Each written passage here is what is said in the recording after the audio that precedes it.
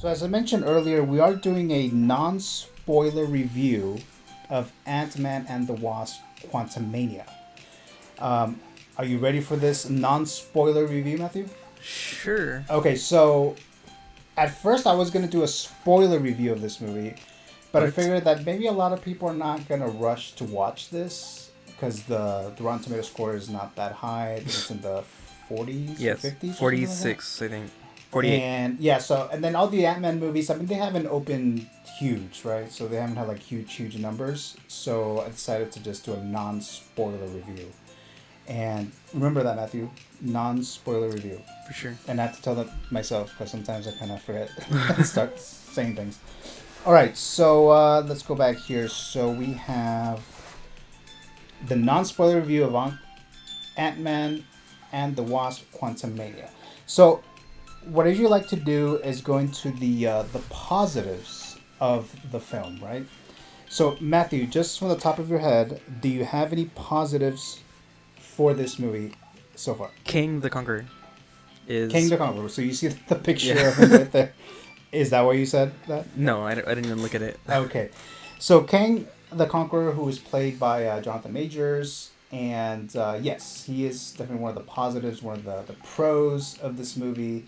The acting is really good, and the character is I mean, this variation or this variant of Kang is interesting. So we've had the other variant from Loki, Yes. season 1. If you guys have He seen Who Loki. Remains. Right. So that's a different version of Kang, and he acts. Jonathan Majors acts a little different in that one, and he's acting a little different in this one. So it should be interesting to see how, like, what kind of acting chops Jonathan Majors can do, like different Kangs. So it'll be interesting to see moving forward or whatever the case may be. So this one has shown a little different version of Kang. And he's a threat. He looks cool. He does a lot of interesting things there. There were some confusing things in the movie that pertaining to the character that I wasn't sure about. That I had to like figure that out later, and then I even asked you some questions about it. That made sense after the fact, but not like right away.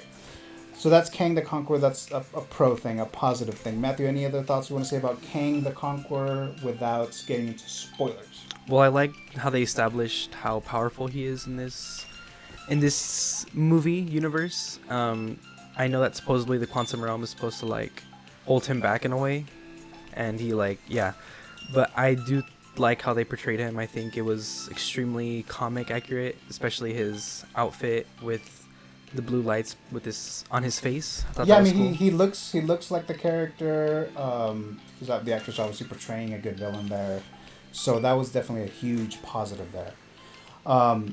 Another positive thing here, and I think you'll agree with this, Matthew.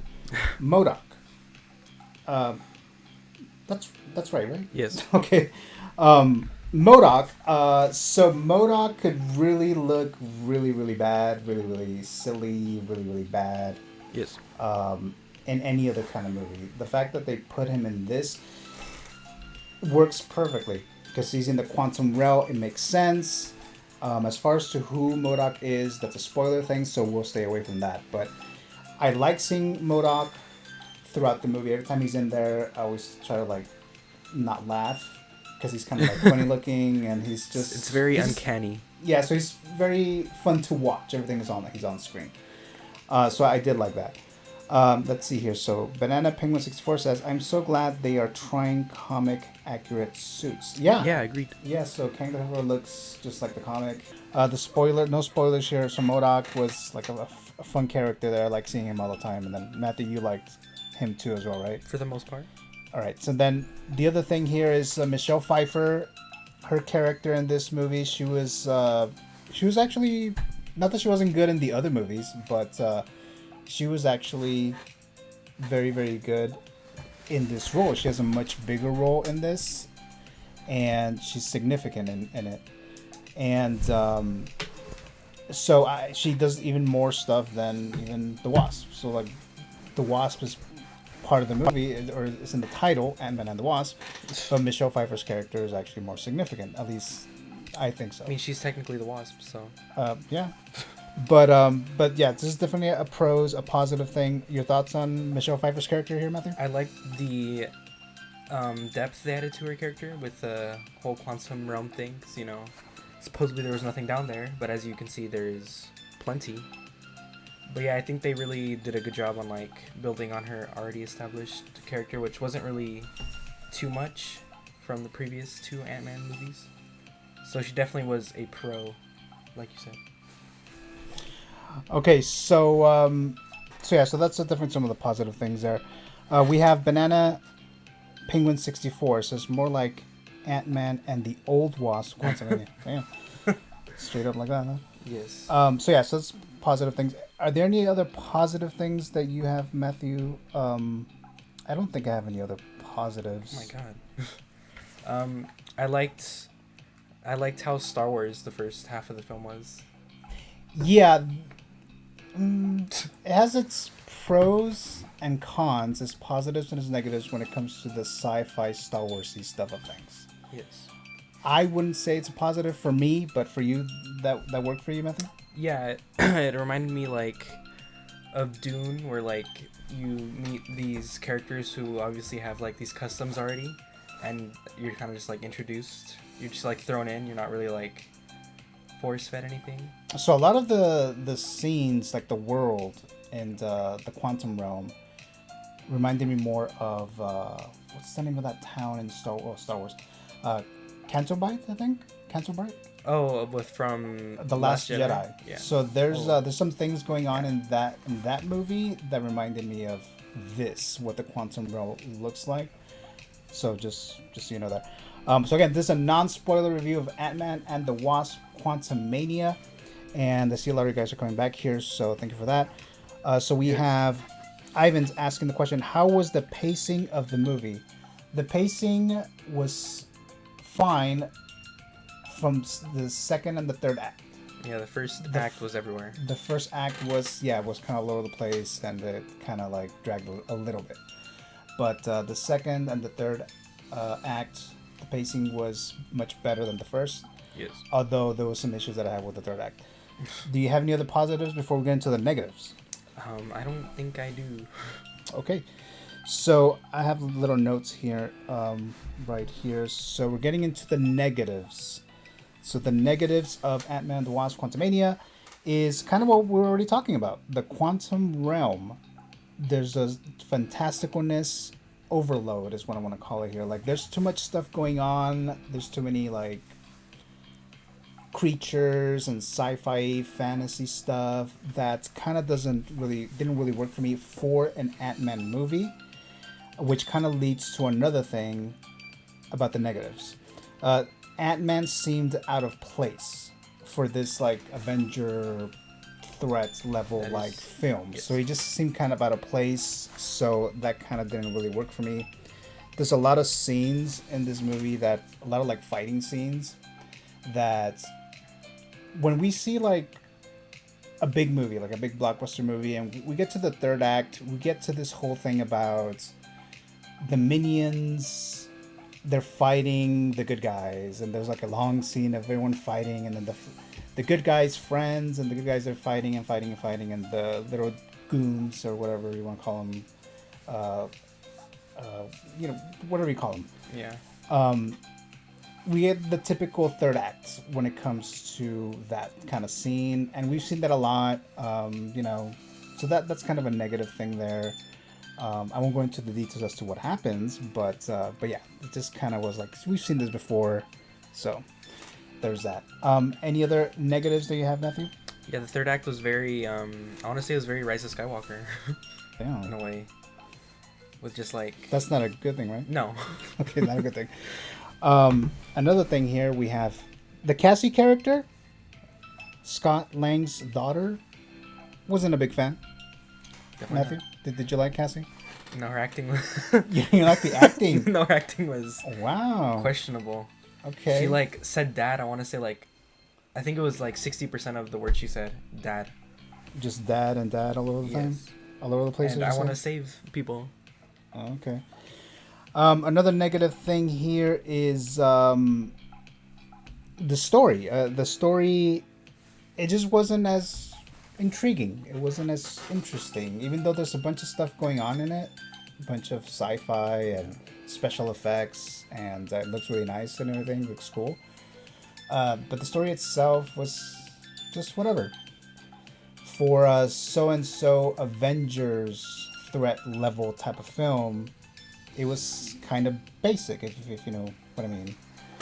Matthew, your thoughts on that? Yeah, there's like the plot was like nothing happened. Like this movie doesn't really like it doesn't matter in the grand scheme of things. Yeah, but like I said, I mean, I did like Kang. Kang was Yes. definitely the probably the best thing of the movie. Definitely. Are you willing to say, Matthew? And it'd probably be too early now, Yes. but you know what I'm gonna say? Or... Yes. No. That Kang is better than Yes. Thanos. Yes. Really? You know what I was gonna ask you? Yeah, because that's what everyone's. I think he has potential to be the best villain in the MCU. I'm not ready to say that.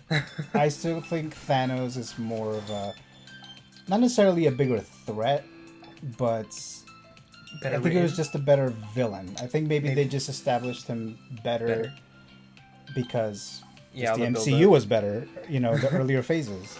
But I'm not ready to say that. I'm fine I think with he has Kang. potential to be. Yes, he definitely does. Definitely does. And then when you get to the post-credit scenes and stuff like that, again, I'm not going to go into details, but there's some more information, obviously, in the post-credit scene. And by the way, there's 2 post-credit scenes. So if you guys haven't seen Ant-Man and the Wasp: Quantumania, there's 2 post-credit scenes. Yes. One of them is really, really lame, and then one of them was better, but I don't really like either. but yeah, it was alright. It was alright. Now, any negatives or positives or anything else you want to add about Ant-Man and the Wasp: Quantumania? MODOK towards the second half of the film was atrocious. No. Without getting into Yeah, I know. I'm just gonna say spoilers. the last third of the film, MODOK is terribly written. That's all I will say. Oh, okay. All right. Yes. Okay, so we're gonna get to the grade. So hold on a second here while I play around with this damn stream deck. Okay, so we're gonna get into the grades here. So my side, I have it as it's gonna be a stream it for me. It's definitely flawed, maybe worthy of a stream it. So I'll say it's a C plus. Then Matthew, your image is right there on you. Yes. So what is your? I gave it a solid C. It was very, like all I can really say was average. Like it.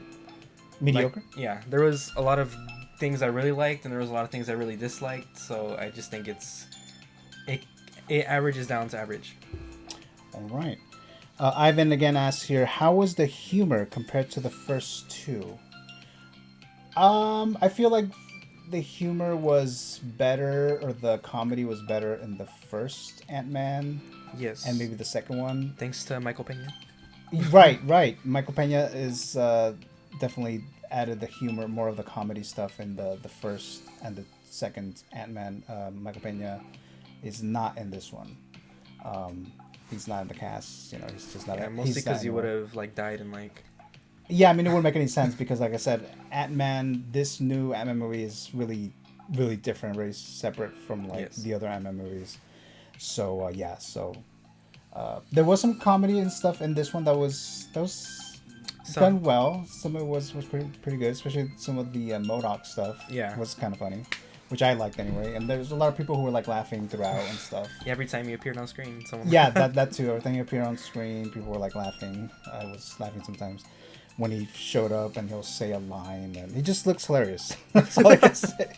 He just looks funny. So C plus. I think it's more of a stream it for me. Matthew said it's a solid C. It's also a stream it. So we get 2 stream its. Yes. No C it's here. And this is kicking off Phase 5, so... It's definitely the best movie in Phase 5. Okay, because it's the only one.